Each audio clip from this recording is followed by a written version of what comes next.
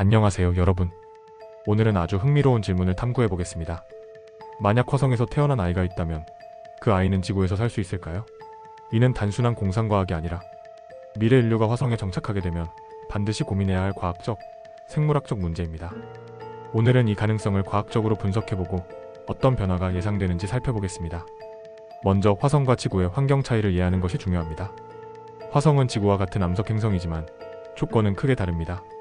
첫째, 화성의 중력은 지구의 약 38% 수준입니다. 이는 지구보다 중력이 훨씬 약하다는 뜻인데 장기간 이러한 환경에서 태어나고 자란다면 신체 구조에도 큰 영향을 미칠 것입니다. 둘째, 화성의 대기는 대부분 이산화탄소로 이루어져 있어 인간이 직접 호흡할 수 없으며 기압도 지구의 1% 수준으로 매우 낮습니다. 따라서 화성에서 태어난 아이는 철저히 인공적인 환경 속에서 성장하게 될 것입니다. 그렇다면 가장 중요한 문제인 중력 차이가 인체에 미치는 영향을 살펴보겠습니다. 지구에서 태어난 우리는 지구의 중력에 맞춰 진화한 존재입니다. 하지만 화성에서 태어난 아이는 중력이 3분의 1밖에 되지 않는 환경에서 성장하기 때문에 신체가 완전히 다른 방식으로 발달할 가능성이 큽니다. 중력이 낮으면 근육과 뼈의 발달이 약해지기 때문입니다. 예를 들어 지구에서의 근육과 골격 구조는 중력에 맞춰 일정한 강도를 유지해야 하지만 화성에서는 상대적으로 약한 힘만 있어도 움직이는 데 문제가 없습니다. 따라서 화성에서 태어난 아이는 지구의 기준으로 보면 매우 약한 뼈 구조를 가질 가능성이 높습니다.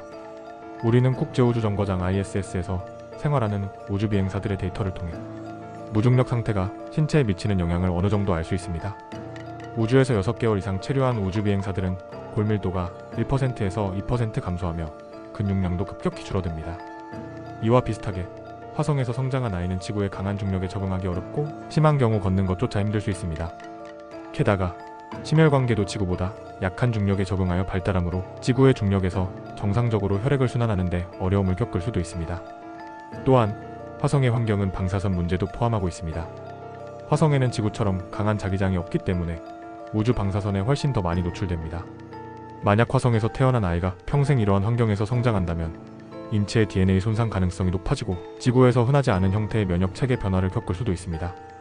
지구로 돌아왔을 때 이러한 면역 체계가 어떻게 반응할지 불확실하며 새로운 감염병에 더욱 취약할 가능성이 있습니다. 그렇다면 화성에서 태어난 아이가 지구에서 살아갈 수 있도록 적응하는 방법이 있을까요? 먼저 근육과 뼈의 발달을 촉진하기 위해인고 중력 환경을 조성하는 방법이 연구되고 있습니다. 회전하는 원형 우주 정거장을 활용하면 인공적으로 중력을 조성할 수 있고 이를 통해 화성에서도 지구 수준의 신체 발달을 유도할 수 있을 것입니다. 또한 특수한 운동 프로그램을 개발하여 화성에서 생활하는 동안에도 꾸준히 신체를 단련하는 것이 중요할 것입니다. 또한 유전적 개입이나 생체공학적 보조장치도 하나의 가능성입니다. 만약 인류가 화성에서 지속적으로 정착한다면 수세대에 걸쳐 유전적 적응이 일어날 가능성도 배제할 수 없습니다. 혹은 지구에서 더 쉽게 적응할 수 있도록 보조기기를 활용해 뼈와 근육을 강화하는 방법도 연구될 수 있습니다. 결론적으로 화성에서 태어난 아이가 지구에서 살아가는 것은 매우 어려운 도전이 될 것입니다.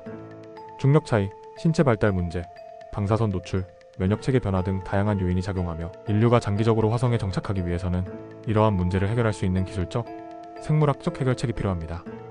하지만 과학이 발전하고 있으며 우리가 지금부터 준비한다면 미래에는 지구와 화성을 오가며 생활하는 인간이 등장할 수도 있을 것입니다. 오늘은 화성에서 태어난 아이가 지구에서 살 수 있을지에 대해 과학적으로 분석해보았습니다. 또 우주와 관련된 흥미로운 주제로 찾아뵙겠습니다. 끝까지 시청해주셔서 감사합니다.